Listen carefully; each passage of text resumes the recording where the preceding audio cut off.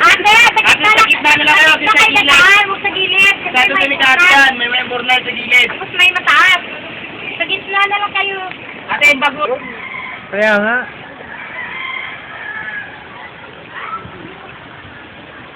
As of 2 o'clock in the afternoon, ayan na po yung kanyang lalim. Medyo nga lang po kinukuberan ko ng konti yung aking cellphone. Kaya hindi siya... Ay, ano ba yun? Naulan. Patakan.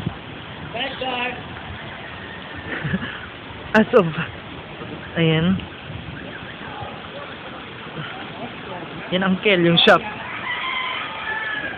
Bakla! Ayan po, ganyan po kalalim ang tubig hanggang bewang.